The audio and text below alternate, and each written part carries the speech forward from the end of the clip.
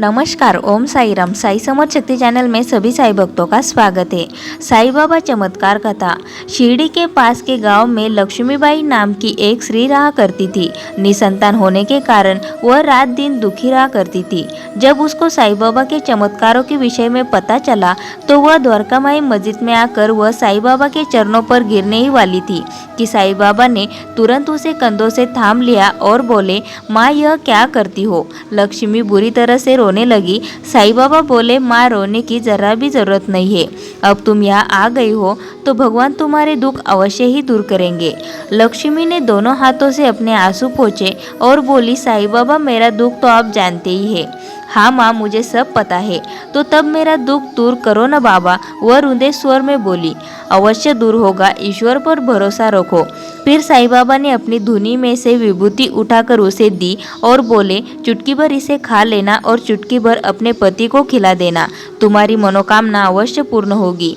लक्ष्मीबाई ने पूर्ण श्रद्धा के साथ बाबा की दी हुई विभूति अपने आंचल के एक छोर में बांध ली और बाबा का गुणगान करती वापस अपने गांव आ गई। साई बाबा के कहे अनुसार एक चुटकी विभूति पति को खिलाने के बाद दूसरी चुटकी विभूति उसने स्वयं खा ली। उसे साई बाबा पर पूरी श्रद्धा और विश्वास था।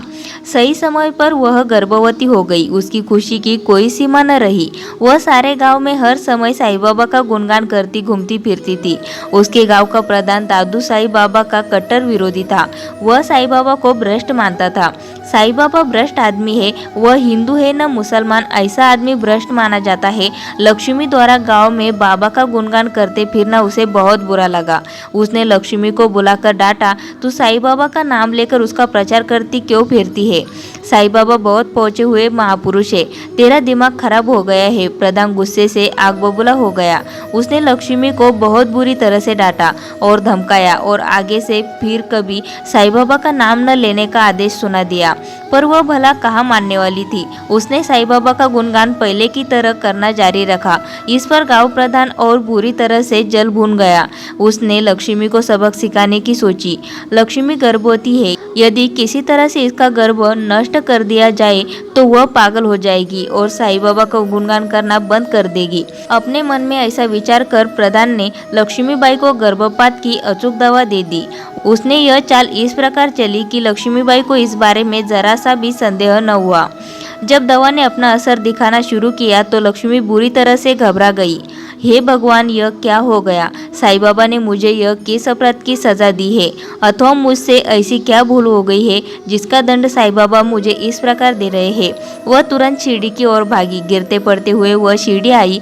द्वारका माई मस्जिद आकर वह साई बाबा के सामने बुरी तरह से विलाप करने लगी। साई बाबा मौन बैठे रहे। लक्ष्मी बिलक बिलक कर अपनी भूल चूक के लिए क्षमा मांगने लगी।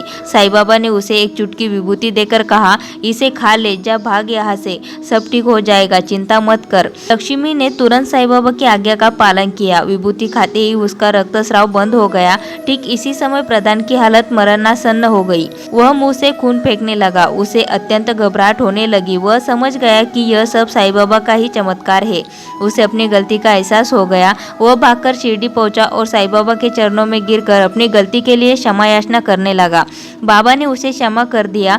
वह ठीक हो गया। लक्ष्मीबाई ने सही समय पर एक बच्चे को जन्म दिया। उसकी मनोकामना पूरी हो गई। प्रधान ने भी खुशियां मनाई और वह साई बाबा की जय जयकार करने लगा।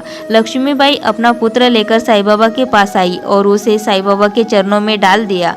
साई बाबा ने उसे आशीर्वाद दिया। अब साई बाबा की जय जयकार दूर दूर तक गूंजने लगी थी। उनका नाम और प्रसिद्धि फैलती जा रही थी। उनके भक्तों की संख्या में भी निरंतर बढ़ोतरी हो रही थी। लोग बड़ी दूर दूर से उनके दर्शन के लिए आने लगे थे। दोस्तों, वीडियो अच्छी लगी हो तो वीडियो को लाइक ज़रूर करें और इसी तरह की वीडियोस आपको मिलती रहे उसके लिए चैनल को सब्सक्राइब करके बेल आइकॉन को ज़रूर प्रेस करें। ओम साई राम।